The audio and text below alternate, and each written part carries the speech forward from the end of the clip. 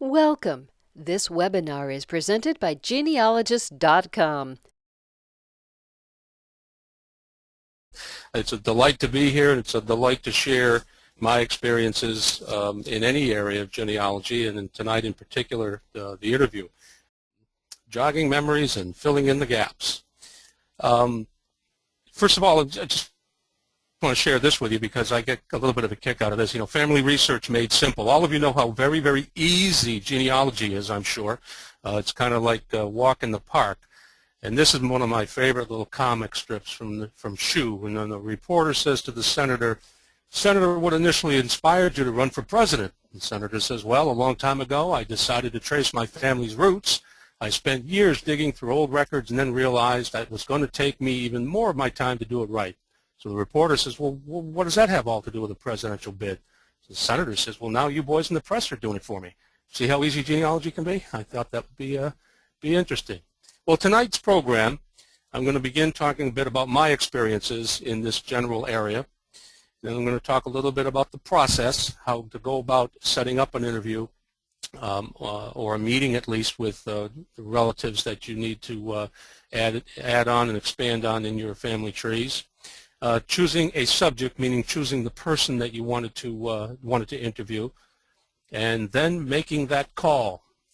Then how to wrap up the call, and then at the end I'm going to show you a bit of my results that I've had over the past number of years, and then we'll have Q&A at the end. First of all of my grandparents had passed away by the time I was 18, and of course that covers me from very young right up through my teens, and as a teenager I wasn't too terribly interested in genealogy, as you can imagine. So after I turned 18, basically what I had in my little circle, my little nuclear family, was 2 aunts, an uncle, and a few cousins, and that's about it. And really, I didn't really believe that there were a great many other people still around that were members of my family, and eventually over the years it became quite a surprise at how many folks are out there. So they've all gone off to that great census in the sky, as I like to put it. And this is, I want to just tell you a little bit about Mrs. Sarah R. Coker, because it goes into the interview process. I knew my dad was born in Evergreen, Alabama. I found out that there was a historical center down there, society. Wrote a letter to them. This back in the days when we wrote letters. She wrote back a letter to me and said, "Well, geez, if you want to do some genealogy research here in Evergreen, Alabama, you really need to talk to Mrs. Sarah R. Coker.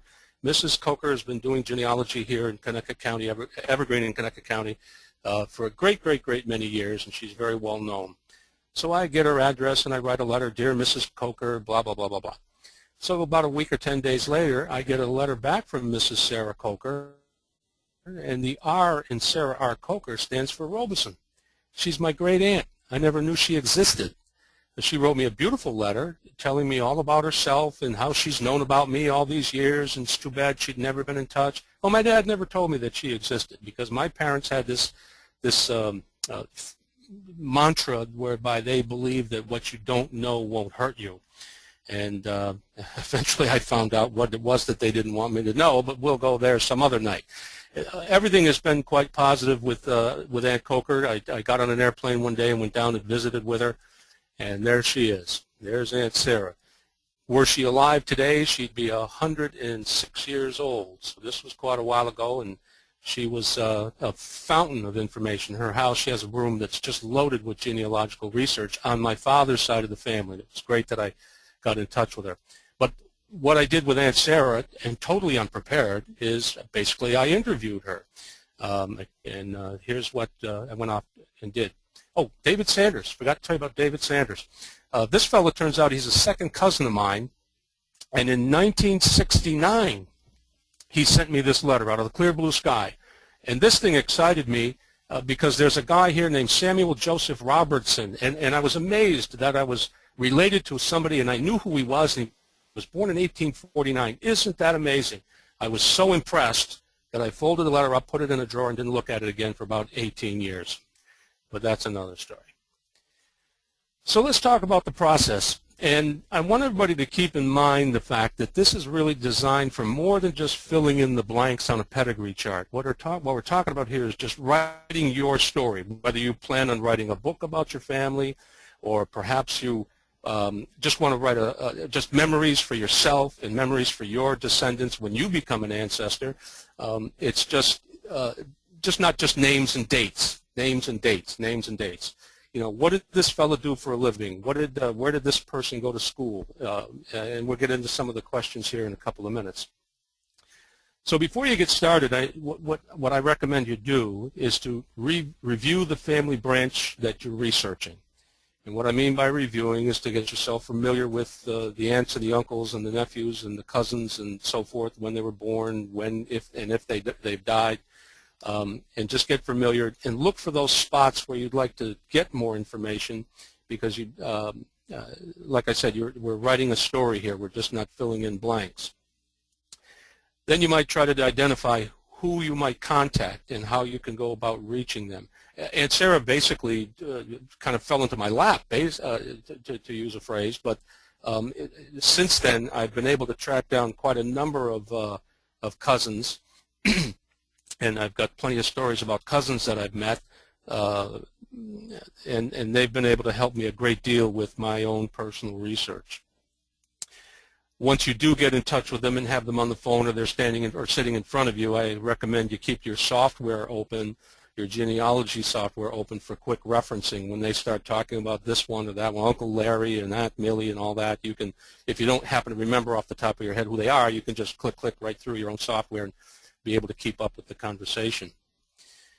This is a vital piece here, a digital recording, and I strongly recommend that you spend some time, while you're spending time doing this interview, that you take a digital recording. But I always tell you that you need to get the person's permission, and it's not fair to sneak a tape recorder under the table or put your smartphone into record mode without them knowing. Get their permission, and if they don't want you to record it, well, fine, you just have to scribble notes real quick. But recording these conversations is vital, because I'll give you an example. When I found a cousin of mine that lives not very far from where I live, finally got connected with her, asked her if she could spend an hour with me, and she was delighted to do it. As a matter of fact, I said, can I bring this box of pictures with me? Maybe you can help me identify them. She's a generation ahead of me, by the way. She said, sure, that's great. As a matter of fact, she says, I've got a box of pictures that you can maybe help me identify. See, her great-grandfather is my second great-grandfather, so I thought this was going to be a great experience. So my wife and I go up to the house. We go into the living room. I was going to spend an hour with her. She had invited a couple of her siblings in for this little family meeting, and we got going, and we were talking about this person and that person, and actually most of the pictures she had were the same as the pictures that I had. So that was pretty interesting, but didn't help us identify any of the people. So 4.5 hours later, we packed up and said our goodbyes and arranged to meet again some other time. But it can get interesting and quite involved. So there's no way in the world I could have possibly remembered the details of those conversations with Marilyn and her siblings if I hadn't recorded it. There's no way I could have taken notes fast enough to get down all the details. And she told me about all kinds of stories that we don't really have time to go into tonight, but they were interesting to me, and they're going to be interesting if I ever get around to writing a book. This is a good one. Keep time zones in mind. If you're a morning person and you live in Virginia and you jump out of bed at 8 o'clock and you're going to call Uncle Milty, he's out in Oregon, well, keep in mind the fact that it's only 5 o'clock in the morning on the West Coast, and don't want you to be calling him, waking him up and getting him out of bed. He wouldn't be in a particularly good mood.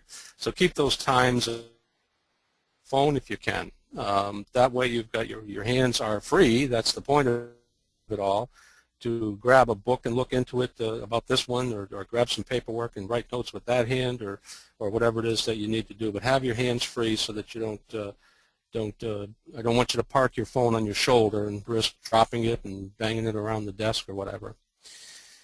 And like I said before, dedicate at least an hour or more without interruptions. You got to close the door. You got to send the kids to a babysitter. You got to make sure the dog is fed, and just make sure that you can just spend this time with these people who are going to cut out a piece of their schedule to sit and talk with you. So give them every opportunity they can without interruptions on your part. And most importantly, it's just plan, plan, plan. And that can, the central part of this whole plan is the questions that I recommend that you ask. Now, at the end of the presentation, Jim, I believe, has successfully gotten a file from me where I've put together about, I think there's about 130 or 140 questions. And when you get that file and when you read the questions, you're going to think these are kind of corny questions, but we're going to talk about that a little bit more as we go along here. I guess initially you want to start talking about someone's career, their occupation, and maybe get some information on relatives that they might know that you've had trouble locating. That's happened for me, certainly. I've been sent in all kinds of different directions. You see, my mother's side of the family is all from New England. We go all, I mean, I actually have a Mayflower ancestor, so I could join the Mayflower Society. I put all my Yankees in a blue binder, and I put all my Confederates in a gray binder. And that's how that, I thought that was a cute thing to do. Anyway, there we go. Here's just a couple of the questions that are on that sheet. Who was your best friend in grade school? Who was your best friend in high school? Who was your best friend in college? A lot of times you ask some of these questions and these folks just sit back and talk. And that might be the only question you have to ask for that whole hour. Because once you trip the right trigger and the memories start to flow, the stories begin to get told, and you have to keep busy recording it or taking notes as you go along and paying attention. I like this one in particular. Where did you go for holiday dinners? I have a lot of great memories of going to Thanksgiving dinner at my grandmother's, who happened to live right next door to us. But we lived in a duplex when I was a kid, and so we just had to go next door. But the memories that come back to me were the things that she made. And when you get into this holiday dinner thing, I always ask, was there a dish that they prepared that you liked in particular? Was there something that you didn't like? What did her kitchen smell like? I actually asked that question, and a lot of people have some very good memories of the aromas of a good old-fashioned Thanksgiving dinner. By the way, my grandmother had a recipe for fruitcake and for plum pudding that I wish I had that today, but I have no idea where that recipe went. I used to love that stuff. How about these two? Did you live in a town or a city? And regardless of the answer, just ask them, can you talk about the street where you grew up? And they'll talk about whether it was a paved road or a dirt road or the big tree they used to climb, or they played baseball in the street, or whatever the answers might be. But what we're trying to do here is trigger memories and get folks to start talking about the things that you would have never known about had you not asked these questions. Immigrants especially, immigrants and children of immigrants, the who, what, where, why, and how, and when. Like any good reporter, those are the questions that they ask. And trying to get stories of the old country. Maybe your relative has an in-law that came from Europe or from Asia, and you'd like to get the lowdown on those folks. So getting them talking about those stories for posterity, if you will, asking all these questions about who they were, when they came, where did they come from, why did they come to the United States? It's not always that obvious. And this is another good one. Were you named after someone? Were you named after maybe a family member or a historic figure? I can't tell you how many people in my family in the early 19th century are named George Washington Jones or George Washington Smith or Thomas Jefferson somebody and all these other historical figures. And I find it interesting that as you walk through history, families were naming their children after some of their popular heroes, whether they were political heroes or military heroes. It happens quite often. As a child, was there a monster under your bed? I don't know what kind of answer you'd get to that, but there was one under my bed, I know, when I was about 5 years old. Maybe there was one under their beds as well. Cold calling a relative. Now, I have to say that I began my career in sales, and cold calling is something that left me cold. In other words, a cold call is when you pick up the phone and dial a number and talk to somebody that you've never met and they have absolutely no idea why you're calling. I dreaded cold calling. But cold calling a relative is a little bit different, because as soon as you get into the explanation of why you're calling, you need to get up the nerve, because I'm telling you it's going to be worth it. And all they can say to you is either yes or no. Either yes, they'll talk to you, or no, they won't, or some variation of that on the yes or no spectrum. But you need to introduce yourself and explain your relationship to them and where you live. In other words, this is the reason why you do a little bit of background work on who you're going to talk to.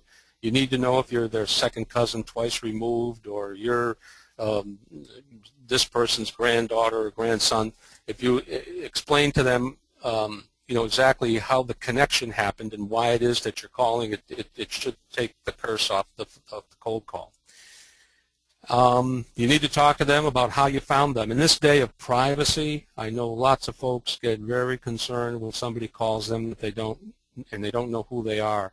If I get a phone on my caller ID and I don't recognize the number, I'm a little bit hesitant to answer the phone and get engaged with somebody, because 9 times out of 10, if I don't recognize the number, it's somebody asking for something, for donations or money or whatever.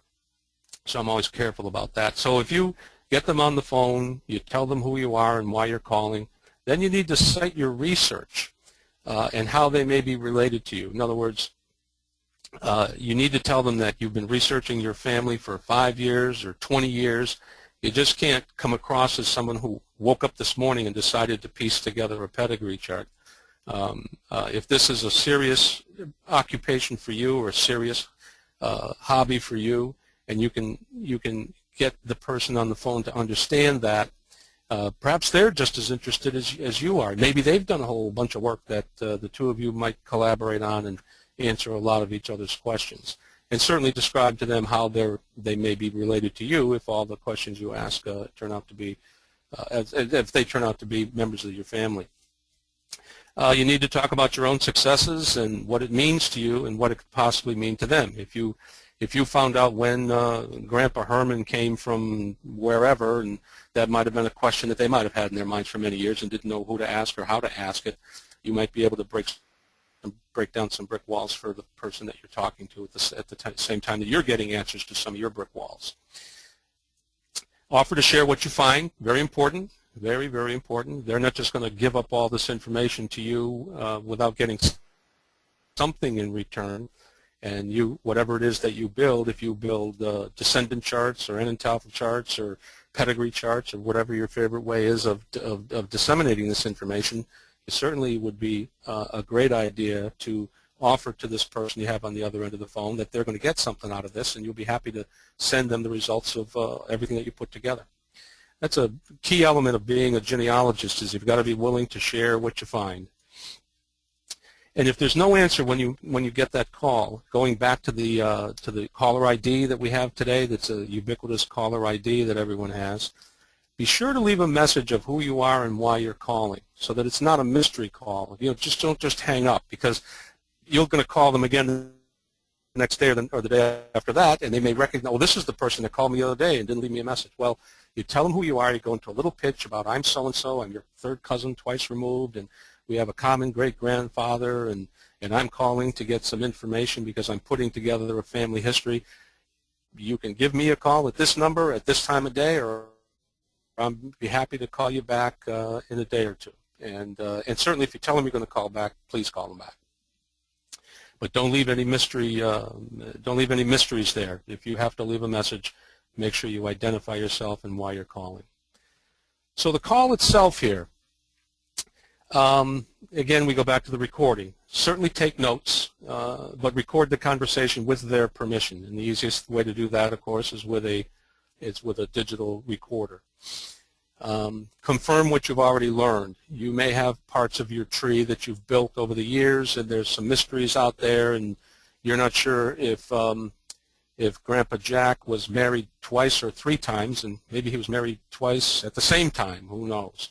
But you have to be able to. Hopefully, you're going to be able to confirm things that you've already learned from either from previous research or from other interviews that you've done, because this might not be the only interview that you do. I certainly was able to get probably 14 really good family interviews with some of these aunts and uncles before they passed away, and I'm pretty happy that I did it because I got, wait till you see some of the stuff that I was able to accumulate. It's pretty interesting. Please get a mailing address or an email address so that you can forward the results of your project to the contributor. We talked earlier about sharing your information, and you need this information in order to send it along to them. And some of those key goals are to names, relationships, dates and locations of birth, marriage, and death. Hopefully there's family photos floating around that maybe you don't have that they would be willing to copy and send to you. Documents such as Bibles, wills, letters, and especially address books. I've got an address book of my mother's here, and she's been gone over 10 years. She's got, easily 200 names and addresses in there. Now, I'm not interested necessarily in talking to the people who were her friends, maybe her friends at work or people that she knew casually, but there's a lot of relatives in that address book. Really, there's a lot of relatives. And the people that are in the address book, they may not be around any longer, but certainly some of the descendants of those people are probably around. Can you get copies of what they have? Would they be willing to scan them or photocopy them and send them off to you? And I always offer to pay any costs and any postage or for any trouble that they go through to get those copies. None of the time, the person I'm talking to is more than happy to do it for me for free. And then if, depending on how the conversation is going, I might say to them, well, I'm going to make a small donation to a charity in your name, just to be on the the positive side of the whole equation here. But that's great if you can get copies of anything that you don't have that relates to your family. And then you have to ask permission to follow up with them and stay in touch. I'm certainly not recommending you become a pest and call them every morning, noon, and night for the next 30 days. But maybe a follow-up call in a couple of weeks or a month, or maybe they'll ask you to call them back in a couple of weeks or a month. But certainly don't let this be the last conversation, especially if you've been able to build some rapport in that call and some interest on their part in what it is that you're doing, because it can benefit you and them. Certainly not in a financial, not necessarily in a financial area, but in a sentimental or historical area. And then, first, do you know who can help with this research? And after you ask that question, this comes from ages and ages ago, my old sales training. When you ask a question like this, you wait for them to answer, regardless how long it takes, because you want that thought process to slowly kind of percolate into their memory and allow them the opportunity to think and then respond. Now, they might say right away off the top of their head, I don't know anybody else, they're all gone or whatever. But if you ask this question and you just wait for them to respond, it's more effective than rambling on. Ask the question and then continue to talk. And even if they tell you, well, geez, there's no one I can think of right now, you've already planted a seed. And tonight when they're watching TV or watching the news or starting to fall asleep, they're going to remember your conversation. And suddenly all these people are going to start popping up in their memory. And they say, oh, my God, I should have told them about this person or about that person, which is why you do the follow-up call. You plant the seed, and then you get permission to make the follow-up call. And then you make that follow-up call. And maybe the first thing you might ask is, hey, were you able to remember anybody that we talked about last time that you that you couldn't think of that day? And maybe there's some more information that we can share. And that may be an effective strategy for you. Now, the wrap-up. Please thank them for their valuable time. I don't mean to be over-patronizing or overly effusive about it, but you need to demonstrate your appreciation for what they've done for you, namely assisting you with your family research. And, of course, you've already offered to share the research with them, and this might be a good time to reconfirm that. Offer your regular mail address or your email address or even your phone number if you care to share that. And offering that to them may open the door to them offering it back to you. I mean, you've already asked for it, hopefully, but this should make them a little bit more comfortable. Once the call is done, you immediately create your documentation of the person's name, address, phone number, date of the conversation, and maybe a bullet points of the subject matter. I know you've got the recording, or hopefully you've got the recording, But it's important to not let anything else distract you at this point. Again, keep everything quiet around you, just like you had it for the call, and make as many notes as you can possibly make of that call, because you will not remember it all that night, never mind tomorrow or a month from now. Enter the data if you've got new people to add, or dates of birth, death, or marriage, or whatever to add. Now's the time to do it. And again, because the details won't be there if you wait too long. And then create a to-do list of follow-up questions, particularly if that person has allowed you or made an appointment, if you will, for a follow-up call. Make that to-do list now, again, because the information you just got is fresh in your mind, and you may have written some notes and put question marks next to certain things. Now you need to clear the decks, make the to-do list for the next call, and certainly make that call when at the agreed time.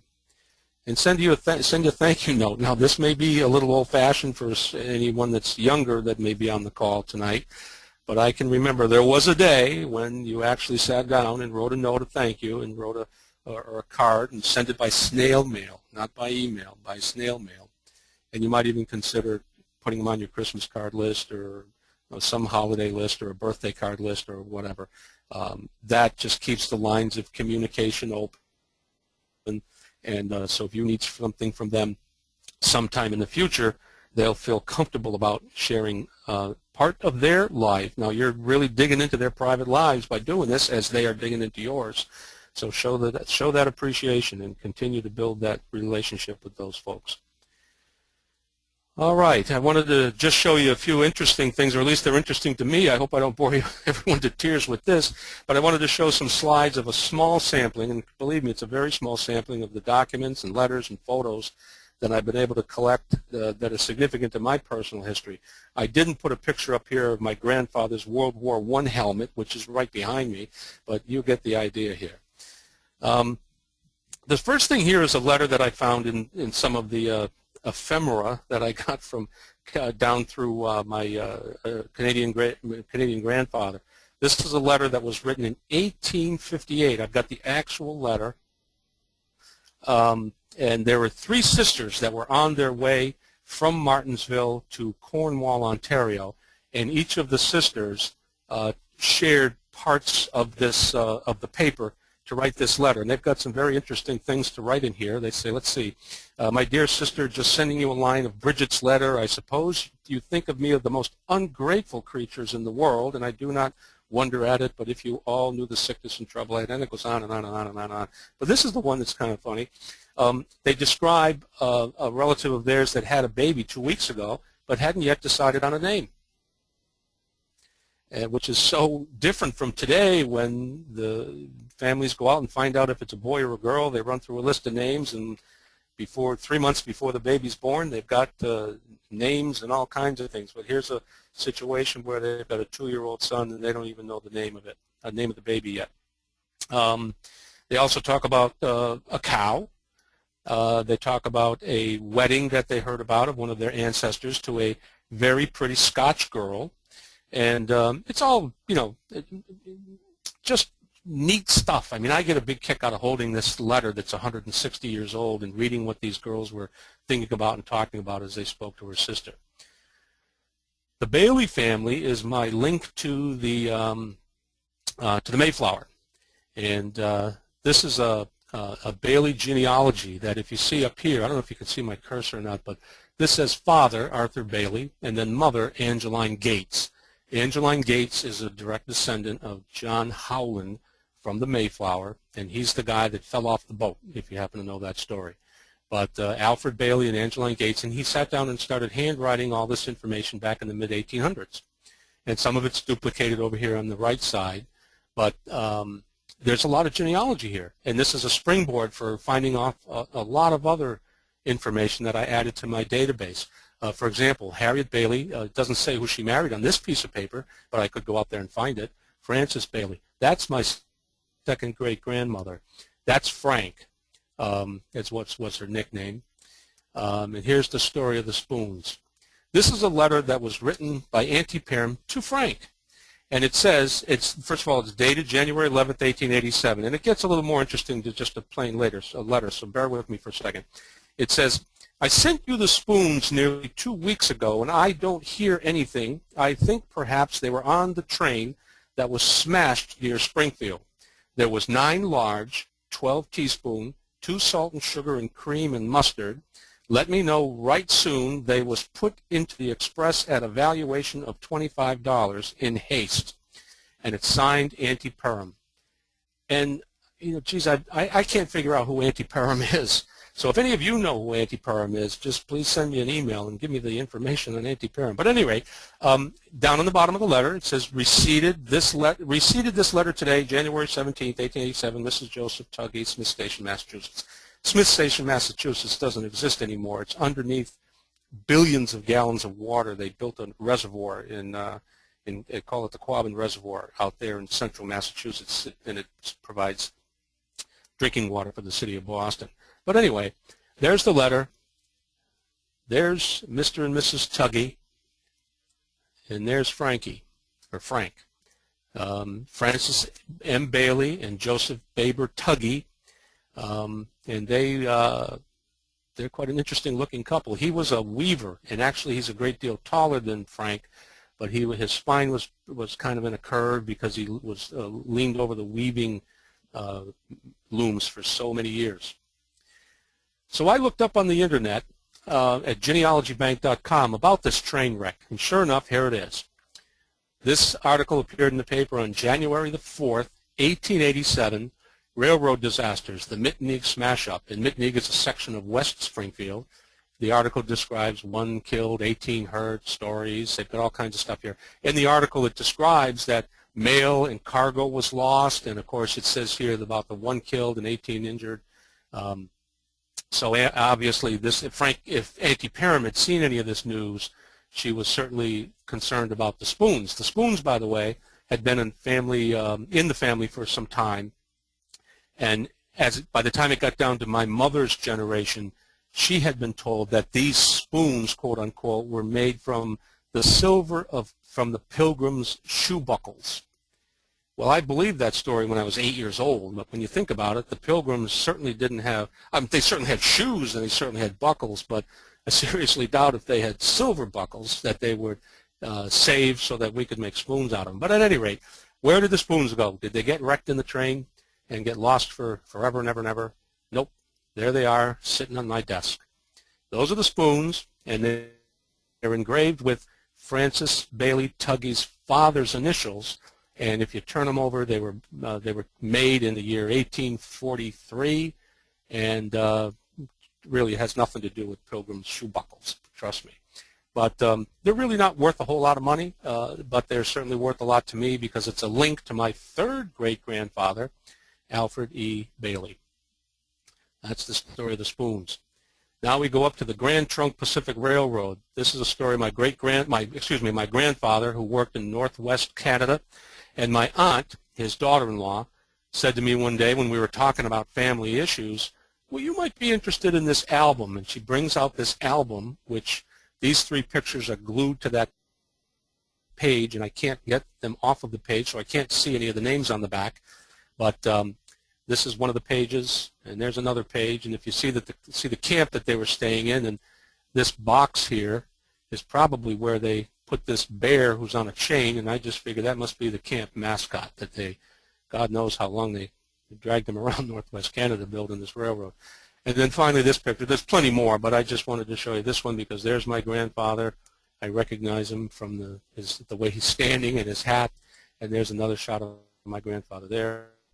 And then finally, this picture here, there's my grandfather up here in the upper right-hand corner. There were 2 teams that were supposed to meet in the middle, one starting at the Pacific Ocean, one starting in, I think, Saskatchewan or wherever. And the 2 teams were building the railroad. They were going to meet in the middle, much like the Continental Railroad in the United States. And there's some pictures out there of the ceremony when they did meet. More about the Grand Trunk Pacific Railroad. See this book right here? I found that in the box of relics that I got from the family, and as it turns out, this is a diary that my grandfather kept in the year 1913, and he wrote something on every single page, every single day of the year 1913. It's I tell people, I joke about it, I said it's excruciatingly boring, but on the one hand, and on the other hand, it's fascinating. He talks about the weather. He talks about running out of coal, and he and Steve, whoever Steve is, having to go out into the woods and cut down trees so they could cook their meals, and how they would walk into town. Sometimes we left at 4 o'clock and didn't get back till 9:30 because it was 12 miles to wherever. And I mean, they just were really, really roughing it out there. And I'm sitting here reading all this business, and I'm thinking, geez, I get nervous when I lose the remote control to the TV. And my grandfather was living this kind of life up there in northwest Canada. So I'm trying to blog this diary, and I've been so busy with a lot of other projects over the past couple of weeks I've gotten behind. But I do have a blog out there where I'm actually transcribing all of the information that he writes about in here. Some of the towns that he visited had just been established. As a matter of fact, this third one here, I think, mentions Entwistle. And Entwistle was actually a president of, or a vice president of Grand Trunk Pacific Railroad, and there's a town named after him up there in Canada. And it's fairly well developed today. It's certainly not New York City, but it still exists, and it's up there in Alberta, Canada. This is my original home. This is the side that my grandmother lived on, and I lived on. My mother and father, my sister and I lived on the other side. It was a duplex. Of course, we weren't there when these pictures were taken, so they didn't focus on the other side of the picture. But there they are. There's my grandmother, Hazel Bassett, and Clem Dixon. Hazel is a descendant of William Bassett, who came to to Plymouth Colony in 1621 aboard the Fortune. And this is Clem Dixon, who's of Scottish heritage, and his great-grandfather came to Ontario from Scotland in 1804. And he courted Hazel for 7 years before they finally married. And there's a long story there. And there's the Tuggies again. These are the folks that these are the folks who raised my grandmother. My grandmother's mother died of cancer very young, and her father sort of farmed the kids out to different members of the family. She was born in Enfield, Mass., which is one of those towns that's underneath the Quabbin Reservoir. But she was sent down here to Springfield to live with the Tuggies, as were her 5 siblings. Family Bibles. Now we're going to my father's side of the equation. This is one of Aunt Sarah's bequests to me. And you can't read this, but I've transcribed it all here. On one side are births, and on the others are marriages. But here's a transcription of that first column, and it says, Richard Grantham. Now this is a transcription, so it's, the way they wrote it is the way I typed it. Richard Grantham, son of John Grantham and Anne, his wife, was born March 16, 1754. Richard Grantham, as it turns out, is a Revolutionary War patriot, and he's my link to the Sons of the American Revolution, and I've got all the paperwork ready to go, and I'm just waiting to find the time to put in the mail. I'm like the cobbler with no shoes. I work do all this work for everybody else, and I don't get my own stuff done. But this goes about listing all of their children. Now look at the enormous amount of genealogy here, and as you can see, because this is the actual Bible, this is an original source. And you can count on this information being accurate because these people were there when it happened. Over here on this side are the marriage records, George Saunders and Mary. And I wanted you to pay attention to Hezekiah for a minute. Hezekiah Robertson, who is alternately Robertson, Robison, and Robinson, and any other variation you can think of. But anyway, he is my 4th great-grandfather, but Anne is not my 4th great-grandmother. Hezekiah married Anne in 1807. Then he joined the East Tennessee Volunteers and served in the War of 1812. When he returned from service, they had 2 children, but Anne died. Now Hezekiah's got the 2 children, and at the time had a fairly large farm to take care of. So down here a little ways, there's Hezekiah again. Hezekiah married Anne's sister, Tabitha. Tabitha is my 4th great-grandmother. He and Tabitha had 10 children to add to the 2 that he had with Anne. And he raised 12 children, 2 of whom died in the Civil War, 11 boys and 1 girl. And I actually knew someone who knew his youngest daughter. So, I mean, it's a little spooky to me to actually know somebody who knew somebody who knew somebody that was this old. It's just a little spooky to me. But anyway, Hezekiah died in 1852. There's one more page here, and this is more of the transcription of the marriages. Revolutionary War records, before I talk about Tabitha. This is Richard Grantham's Revolutionary War records that I got out of the NARA and up in Pittsfield. And here's some of his pace records. He was a corporal. He was a private on his own, and he re-enlisted or volunteered again and served as a corporal. He volunteered for a cousin of his who had just gotten married and had some babies at home, and he decided he would take the service for his cousin, and I'm sure his cousin paid him for it, but that's how things worked in those days. And this is, now we're back to Tabitha. This was written in 1852. This is Tabitha's pension application for her husband's service in the War of 1812. And you see that it's signed Tabitha, but truly she didn't sign it. She was illiterate. Other documents that she signed, it really just says it has an X, and it says Tabitha Hermark Robison. So this is 1852. So she sent this off to the War Department, and it was rejected, and it was rejected, and it was rejected, and it was rejected, and it was rejected. And I think it was even rejected one more time. You see, the problem with my last name, R-O-B-I-S-O-N, is all the variations that you can use to spell the thing. And Hezekiah, also perhaps illiterate, wasn't too fussy about how they spelled it. There's even it's kind of a wives' tale that Thomas Jefferson had once said that a man should be so educated that he knew how to spell his own name at least 3 different ways. Well, I believe it after becoming a genealogist. Well, Tabitha ultimately got her pension, but it wasn't until 1888, 36 years after she had applied, 2 years before she died. So that's Tabitha's sad story. Civil War letters. I'll try to... Mine is a Civil War reenactor, and he did a reenactment of the Battle of Seven Pines up in Northampton, Mass. And he asked me if I wanted to be one of the sponsors and bring my business up there. But at any rate, I knew I had this letter, Civil War letter. It's the only one that I really have that has to do with my family. So I dug this out and reread it. And as it turns out, if you triangulate all the information that's in this letter, now remember, I'm up at this Battle of the Seven Pines with this letter, and as it turns out, this fella, Thomas Coker, was in the Battle of Seven Pines. And I thought that was kind of amazing, quite a coincidence.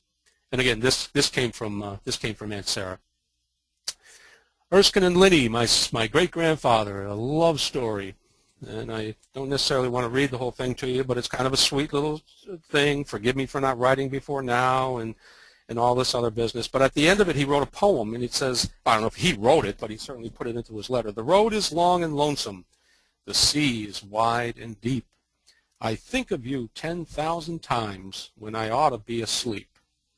And I thought that was pretty romantic of him to write this letter in 1898. Now the next letter that he wrote, well, he wrote many more, I'm sure, but this one comes from 1900, and it's a little bit more businesslike. I did this, did you do that, etc., etc., etc. And of course, by this time they had planned. He actually says, why don't we just get married, somewhere in the letter. And of course they did. Cecil is their son and my grandfather, and he wrote this letter to his future mother-in-law on behalf of his fiancée, Mary, my grandmother. And this one is kind of like the only letter I've ever seen where someone actually asked for someone's hand in marriage. It's kind of quick. It says, Mary, Virginia, and I have decided to marry. Will you give your consent? I realize this is a very serious step and should be careful, but I'm sure that I love her and I promise to be good to her and make her happy.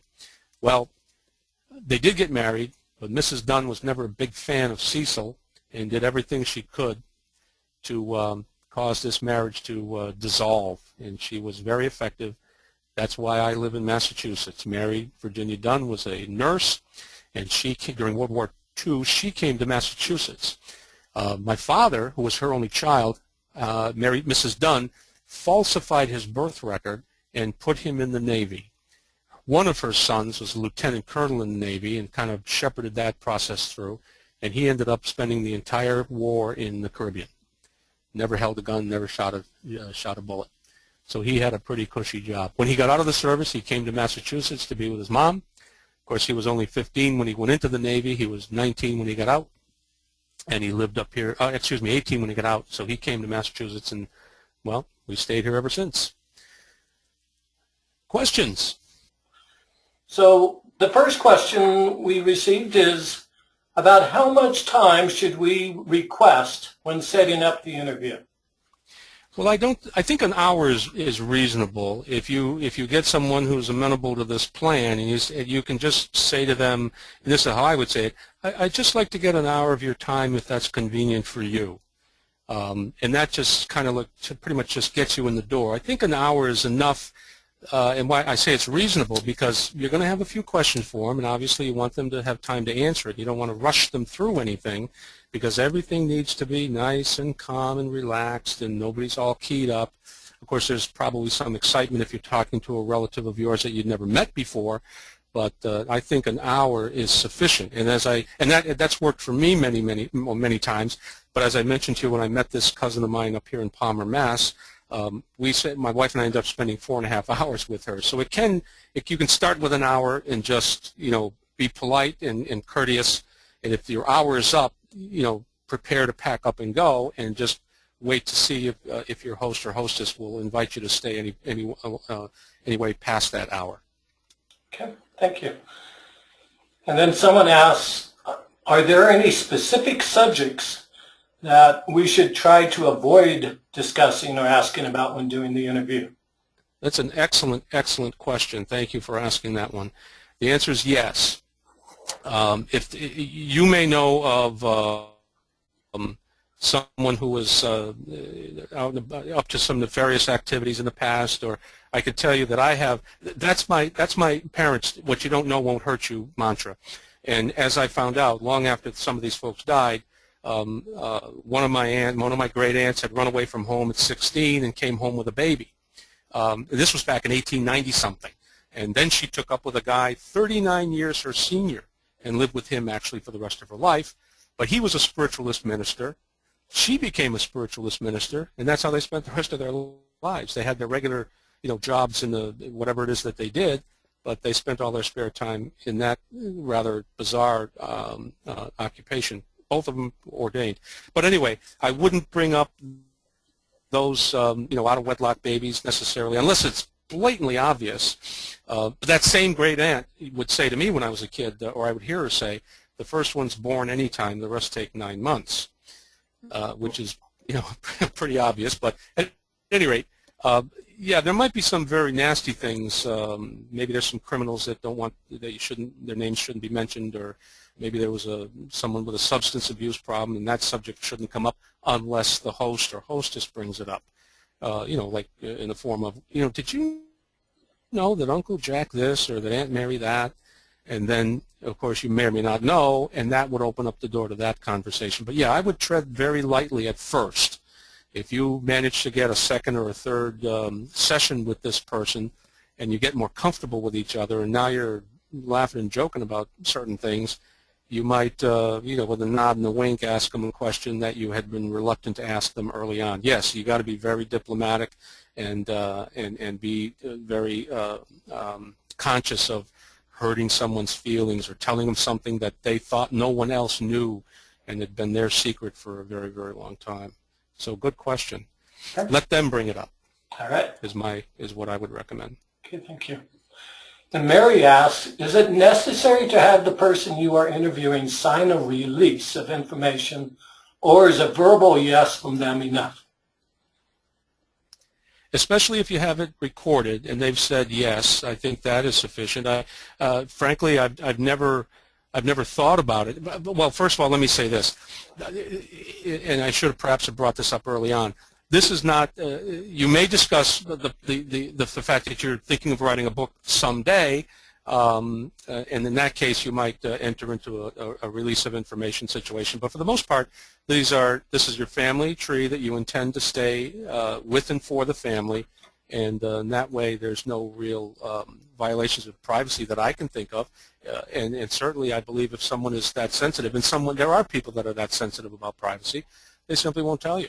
Or they'll tell you up front, let me tell you this story, but please don't put it anywhere. And, I think you can, I think that would be sufficient. I don't think you'd have to worry about that to any great extent. Yeah. But good question. And are there 2 or 3 questions that, in your opinion, are the most important questions to ask? Oh boy. Well, I talked about those questions about where they went to school and who was their best friend and the monster under the bed and all that business. The purpose for these questions, and you'll see 150 of them or whatever there are when you get those documents.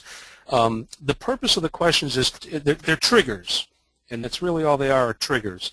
And I've asked that question about Grandma's Thanksgiving dinner to a number of people, and I get a whole spectrum of responses. Most people, they smile and they tell me a nice story, but I've had a few people that have said, oh, my grandmother died before I was born, or oh, I wouldn't go her, or, I mean, I've had all kinds of responses, mostly positive, but so then I move on to another question that I'm hoping will trigger a good memory. So I think it depends on who that person is you're interviewing. Certainly interviewing a man versus a woman, you might find a way to ask different types of questions. I don't know, but I think it's just a matter of feeling out the situation that you're in and kind of being familiar with the kinds of questions that are on that list, so you have them sort of in your repertoire, like a piano player. Somebody shouts out they want to hear some song, and you can just go ahead and play it.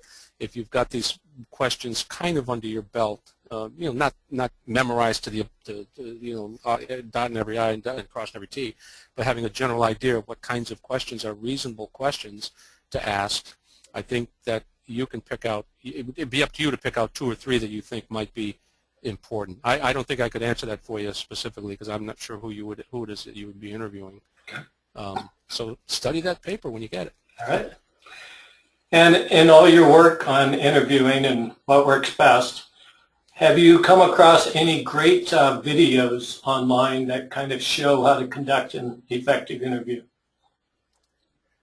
Never looked for one, but that gives me an idea. Maybe I'll do a YouTube video and There you go. and put that out there and share that with Jim that can share it with you. Thank you for that idea. I'm gonna write that one down. Cool.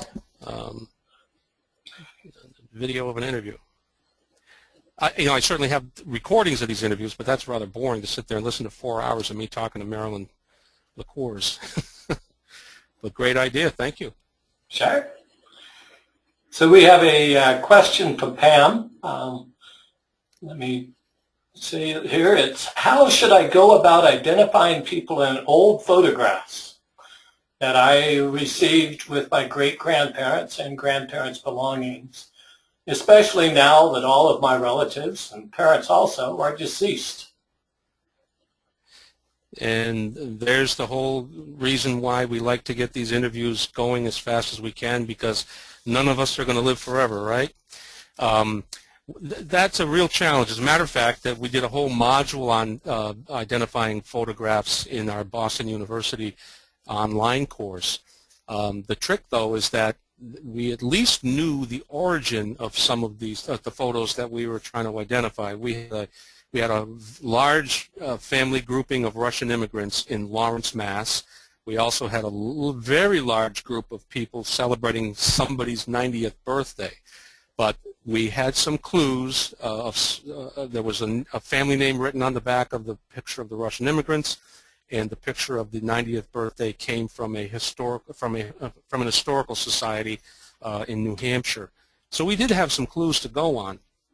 I have a big box of pictures I'd love to identify, and what I did initially was I had 2 5-foot folding tables in the office, and I tried to set these pictures up sort of chronologically based on dress style and hairstyle. I mean, there were no starched collars in 1935, for example, and I was reasonably successful. And if I could identify some physical characteristic of somebody that I knew, and maybe I knew them when they were 70 or 75 years old, and I'll give you a good example of that in a minute, then I might be able to figure out who this person was in a picture that was taken 50 years ago or 60 years ago. But you need to have some hint of where the picture came from, or who, if you know what the people look like today. I'll tell you this story very, very quickly. All of the women, or most of the women on my mother's side of the family, had deformities in their hands. And if you can picture this, one of them had their middle finger switched with their index finger. Another one had the middle finger switched with the ring finger, so that if she held her hand up straight, the fingers sloped down. It didn't go up and then down, if you can picture that. Several of the women had some of their metatarsals, or their knuckles, were too short. My Aunt Gert, for example, her ring finger and baby finger was probably 3/4 of an inch shorter than it should have been. So when she stood with her hands by her side, it looked as though those fingers on each hand were amputated.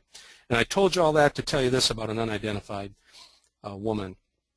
There was a book published several years ago about the Quabbin Reservoir that I had mentioned briefly earlier. And naturally I bought the book because I knew that we had a connection to that area. So I'm flipping through the book and I'm looking for people that I might know. I run across a picture that it says unidentified Enfield woman, but the woman looks strangely familiar, and I kind of just put it to one side and didn't, how am I supposed to know who this woman is? But she looked familiar.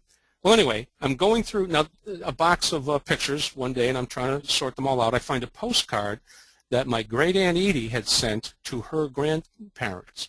It was a picture, and years ago people had made postcards. I don't know what their process was, but I've got boxes of these postcards that are 100 years old or more. But anyway, Aunt Edie sent this postcard to her grandparents, and I said to myself, that looks like the woman in the book about the Quabbin.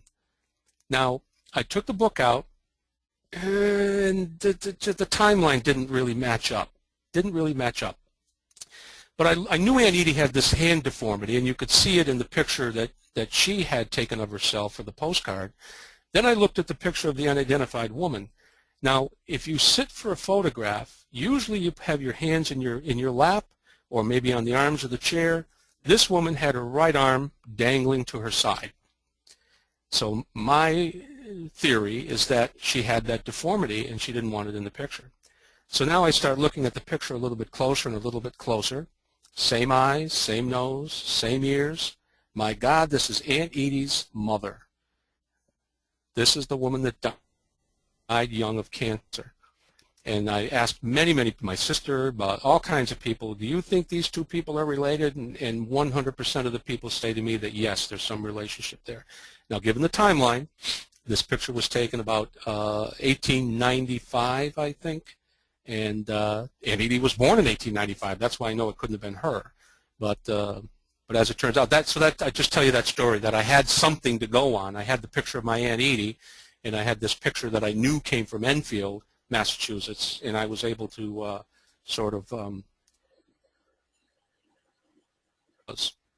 so I got in touch with the author of the book, and I said, hey, I know who this unidentified woman is. He was thrilled. He said if it ever goes to press again, he'll identify the unidentified woman.